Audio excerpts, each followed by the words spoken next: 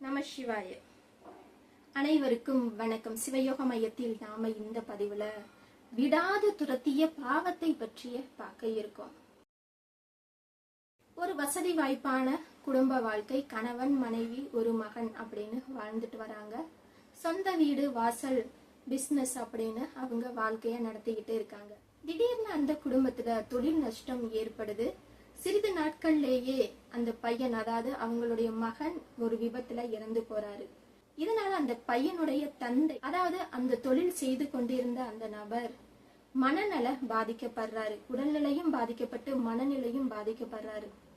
அந்த தாய்க்கு என்ன செய்யறதுனே தெரியல. பிசினஸும் நஷ்டமாயிடுச்சு, பையனும் இறந்துட்டான், கணவரும் மனநிலை பாதிக்கப்பட்டிருக்காரு. என்ன பண்றதுனே தெரியல. இதற்கான காரணம் என்ன, இதெல்லாம் சரி பண்றது எப்படி, அதற்கான ஆலோசனை கேட்டாங்க.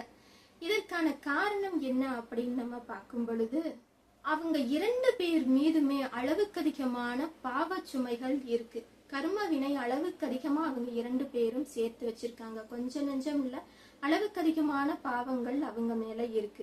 இதற்கான காரணம் என்னன்னா, இப்ப அந்த மனநிலை பாதிக்கப்பட்டு இருக்கு இல்லையா, அவங்களுடைய தாய் தந்தை சேர்த்து வைத்த சொத்து தான் இது எல்லாமே.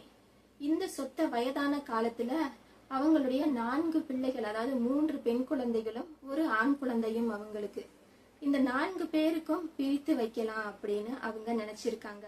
அப்ப இந்த பையன், அதாவது இப்ப மனநலம் பாதிக்கப்பட்டு கஷ்டப்படுகின்ற நபர் என்ன சொல்லியிருக்காரு, பெண் குழந்தைகளுக்கு நம்ம தொழிலை பிரிச்சு கொடுத்துட்டோம்னா பிசினஸ் பாதிக்கும், அதனால பிசினஸ நானே பாத்துக்கிறேன், அதுல வர்ற லாபத்தை அவங்களுக்கு நான் மாசம் மாசம் கொடுக்கறேன், அவங்களுக்கு வரக்கூடிய நல்லது கெட்டதுகளை நானே முன்ன இருந்து பாக்குறேன், ஏன்னா பிசினஸ்ல அவங்களுக்கு எல்லாம் அனுபவம் இல்ல, எல்லாரும் சேர்ந்து பார்க்க முடியாது, நானே பார்த்து அதுல வரக்கூடிய லாபத்தை நான் எல்லாத்துக்கும் பிரிச்சு கொடுத்துடுறேன் அப்படின்னு சொல்லியிருக்காரு.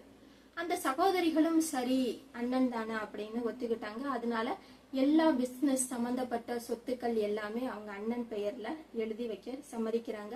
அவங்க தாய் தந்தையும் அந்த பையன் பேர்லயே எல்லாத்தையும் எழுதி வச்சிடுறாங்க. அவர் என்ன சொல்றாரு அந்த சகோதரிகள் கிட்ட, உங்களுக்கு எப்ப எது தேவையோ சொல்லுங்க, நான் உங்களுக்கு வேணுங்கிறத செய்யறேன், நீங்க கவலைப்படாதீங்க, நீங்க சொத்துக்களே வேணும்னு கேட்டீங்கன்னா கூட பிற்காலத்துல நான் கொடுத்துறேன், அல்லது மாசம் மாசம் பணம் வேணும்னா கூட நான் கொடுத்துறேன் அப்படின்னு சொல்றாரு.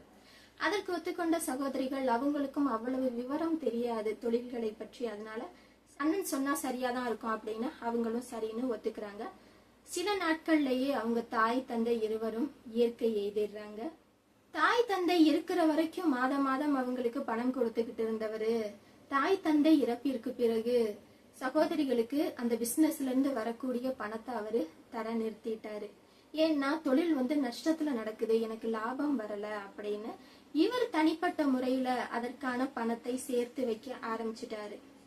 கணவன் மனைவி இருவரும் பணத்தை சேர்க்கறதுல ரொம்பவுமே குறியா இருந்தாங்க. தன்னுடைய மகனுக்கு, அவங்க 2 பேருக்கும் ஒரே ஒரு பையன், அந்த பையனுக்கு சொத்துக்களை சேர்க்கணும் அப்படிங்கிறதுக்காக இவங்களுக்கு தரக்கூடிய பணத்தை நிப்பாட்டிட்டு இவங்க பணம் சேர்க்க ஆரம்பிச்சிட்டாங்க.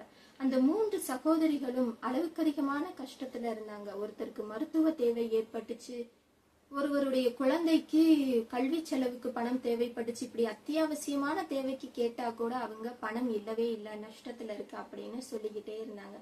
அதனால அவங்களும் மனம் வெறுத்து போய் பேச்சுவார்த்தையை நிப்பாட்டிட்டு அவங்களும் விலகி போயிட்டாங்க.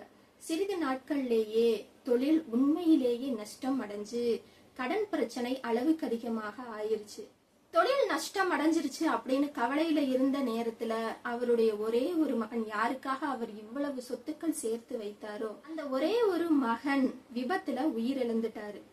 இதனால மனநிலை பாதிக்கப்பட்டவராக அவரு மாறிட்டாரு. இப்ப இது எவ்வளவு பெரிய பாவம். அவருடைய தாய் தந்தையரையும் அவர் ஏமாத்தி இருக்காரு, அவங்களுடைய சகோதரிகள் 3 பேரையும் அவர் ஏமாத்தி இருக்காரு. இவ்வளவு ஏமாத்தி அந்த பையனுக்காக, அவருடைய மகனுக்காக அவர் சொத்து சேர்த்து வைத்தும் அந்த பையனை அவரால் காப்பாற்ற முடியல. இதனால மனநிலை பாதிக்கப்பட்டவராக இப்ப இருக்காரு. இதற்கான பரிகாரம் என்ன செய்யறது, என்ன மாதிரியான பூஜை புனஸ்காரங்கள் வழிபாடு முறைகள் செஞ்சா அதுல இருந்து மீண்டு வரலாம் அப்படின்னு கேக்குறாங்க. இவ்வளவு பெரிய பாவத்திற்கு பரிகாரமே இல்லை. ஏன்னா அந்த அளவுக்கு அத்தனை பேரோட பாவத்தை அவங்க மீது சுமந்திருக்காங்க. முடிந்த அளவு உங்ககிட்ட இருக்கிற சொத்துக்களை, உங்ககிட்ட இருக்கிற பணத்தை உங்களுடைய சகோதரிகளுக்கு நீங்க கொடுத்து உதவி பண்ணுங்க. அவங்களுடைய பாவத்துல இருந்து கொஞ்சமாவது குறையும் அப்படின்னு பார்த்தா இப்ப அவங்க கொடுக்கணும்னு நினைத்தாலும் இவங்க கிட்ட பண வசதி இல்லாத சூழ்நிலையில இருக்காங்க. ஒரு மனிதன் இல்லாத போது நல்லவர்களாக இருந்து என்ன புண்ணியம்? ஒரு மனுஷன் எல்லா வசதி வாய்ப்பும் இருக்கும்போது நல்லவராக இருந்தாலே பாவம் நம்மை வந்து சேராது. ஒரு மனுஷன் கஷ்டப்படும் போது எச்சரிக்கையா இருக்கணும்னு அவசியம் இல்லை. ஒரு மனிதன் பண வசதியோடு வசதி வாய்ப்போடு இருக்கும் போதுதான் ரொம்பவுமே எச்சரிக்கையா இருக்கணும். ஏன்னா அப்பதான் நமக்கு நல்லது கெட்டது தெரியாது, தான் செய்யறதுதான் சரியா தெரியும். அதனால நம்ம செய்யற செயல்கள்ல பாவ புண்ணியங்களை அறிஞ்சு செய்யுங்க. நீங்க இன்னைக்கு பாவம் செஞ்சீங்கன்னா அதற்கான கர்ம நாளைக்கே அது உங்க முன்னாடி வந்து நிற்கும். அதனால நீங்க செய்யற செயல்கள்ல பாவ புண்ணியத்திற்கு பயந்து மனசாட்சிப்படி இறைவனுக்கு பயந்து செயல்படுங்க. அப்பதான் உங்களுடைய வாழ்க்கையும் நன்றாக இருக்கும். நம சிவாய.